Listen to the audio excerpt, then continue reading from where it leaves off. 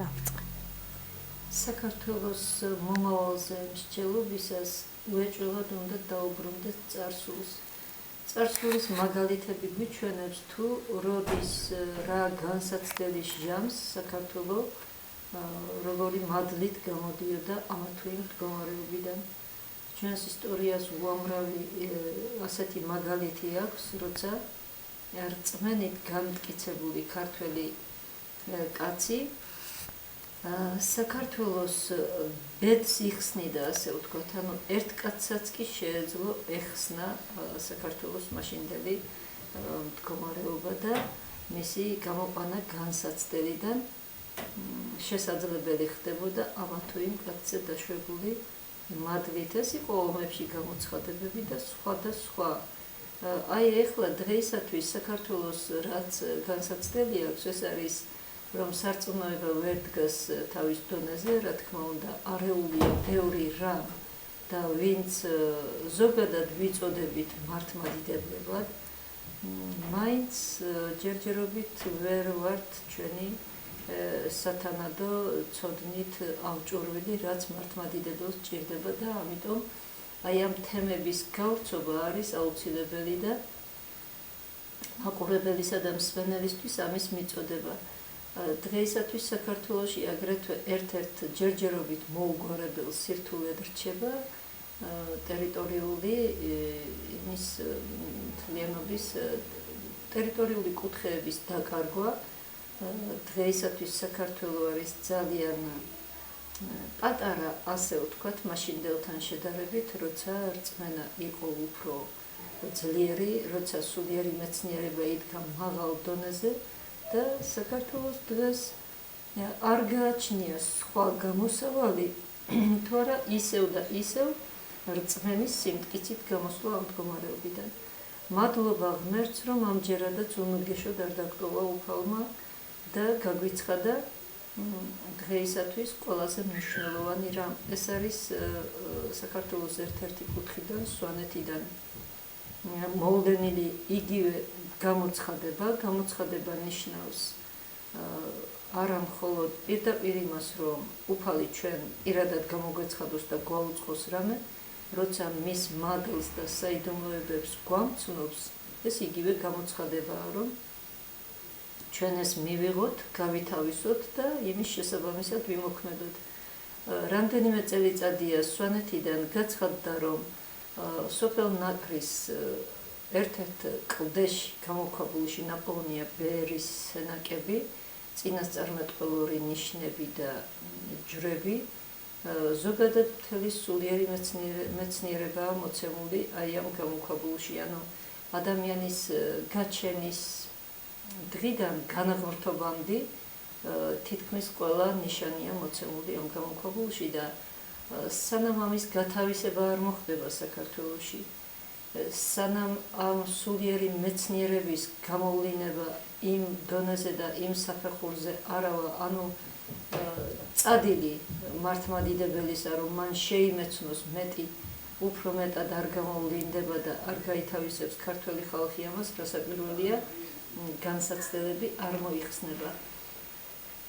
აი ახლა დღეისათვის გარდა ამ გამოქვაბულის ნიშნებისა გვაქვს წმინდა გიორგის ორი სასწაული და სოფელ ლენჯერის პატარა სოფელია ლაშთქვერის მთავარანგელოზის ეკლესიის გარეთა ფასადზე გამოსახული ფრესკა, სადაც ამირანი დევს ამარცხებს, ურჩხულს ამარცხებს და აი ამ სასწაულების და ამ ნიშნების მიხედვით საქართველოში მართლმადიდებლური ცნობიერება დღეისათვის რასაკვირველია უნდა დაექვემდებაროს სულიერ მეცნიერებას. არავითარ შემთხვევაში არ შეიძლება მსჯელობა რაღაც ომებზე, თანკებზე და რაღაც ტექნიკური არსენალით ომებზე და საერთოდ ასეთნაირად ვერც მოვიგებთ ჩვენ ომს და ვერც დავიბრუნებთ ტერიტორიებს. ეს არის ამ დროისათვის საერთოდ გამორიცხული, იმიტომ რომ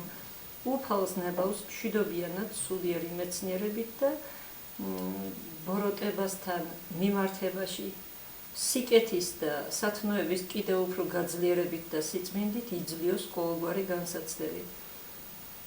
საქართველოს სხვადასხვა კუთხეებში სხვადასხვა სახის საუნჯეა დავანებული, სხვადასხვა სახის საგანძურია. მადლობა ღმერთს, რომ ამჯერად სვანეთიდან გვიხსნის უფალი აი ამ 4 სასწაულის მიხედვით და ამ 4 სასწაულის შინაგანი არსით, რომელიც უნდა გავითავისოთ. ერთი გვეუბნება სულიერი მეცნიერების შესახებ, ეს არის გამოქვაბულის ნიშნები. ლამორყამის წმინდა გიორგის სასწაული გვაუწყებს მდიდრისა და ღარიბის ამბავს, რაც ზოგადად ჩვენი ყოფითი ცხოვრების ამსახველია და აბსოლუტურად ყველა ერშიცა და ბერშიც უნდა დაფიქრდეს ამის შესახებ. მესამე არის წმინდა გიორგის სასწაული უშბის ძირას სოფელ მაზერში და ეს მტრულ ძალებთან გამარჯვებას მოასწავებს, სადაც წმინდა გიორგი თვითონ გამოცხადდა და ამოწყვიტა მტრის ლაშქარი და სისხლით შეგებელი ქვები დღემდეა და იქვე არის მაკურნებელი წყარო, რომელსაც ნებისმიერი სახის დაავადებიდან ჩვენი გამოყვანა შეუძლია, თუ კი რწმენით მივეახლებით და რწმენით მივიღებთ ამას. აი ეს არის დღეისათვის ყველაზე მნიშვნელოვანი. ვამბობ რატომ 5 წლის უკან, როცა ჩვენ გამოვიტანეთ ეს ფოტოები და გავაცხადეთ, რომ აი ამ ბერის სენაკებში აღმოჩნდა ასეთი მნიშვნელოვანი ჯვრები და წინასწარმეტყველური ნიშნები, სათანადო მიდგომა არ იყო ამ ყველაფრისადმი და სათანადო ყურადღება და გულისხმიერება არ იქნა და ამის შემდეგ მივიღეთ აგვისტოს ომი.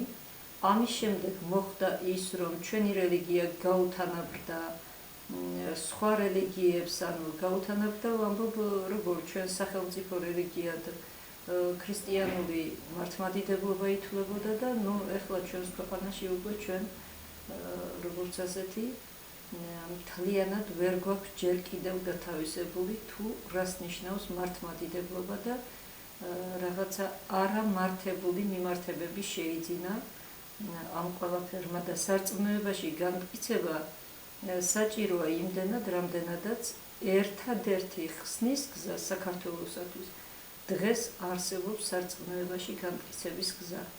სხვანაირად საქართველო ვერანაირი კრიზისიდან ვერ გამოვა. და როდესაც ჩვენ საუბრობთ ამის შესახებ, რომ რატომ გაგვიცხადა უფალმა ეხლა ეს 4 სასწაული, რასაკვირველია, პასუხი არის აბსოლუტურად გასაგები და ყველასათვის მისაღები, რომ როდესაც გვიჭირს თუნდაც ფიზიკურად წამალი მაშინაა საჭირო და საქართველოს ახლა გაუჭირდა და ხსნისა და შველისათვის აი ახლა გაგვიცხადა უფალმა ეს 4 სასწაული და მადლობა ღმერთს, რომ გაგვიცხადა დიდება მის ძალას, რომ საქართველოში დღეს არის აი ესეთი ადგილები, სადაც შეიძლება მისვლა და განკურნება არა მხოლოდ ფიზიკურად, არამედ რასაკვირველია პირველ რიგში სულიერად და აი ჩვენ ახლა უახლოეს ხანში მოვაწყობთ შეხვედრას, სადაც ეს შინაარსები კიდევ უფრო ღრმად და შინაარსიანად იქნება განხილული და მანამდე ყველას გვინდა ვაუწყოთ, რომ ვისაც სულიერ მეცნიერებაში ამაღლება უნდა, ანუ ცნობიერების უფრო მაღალ საფეხურზე აყვანა, უკეთეს რას შეიძენს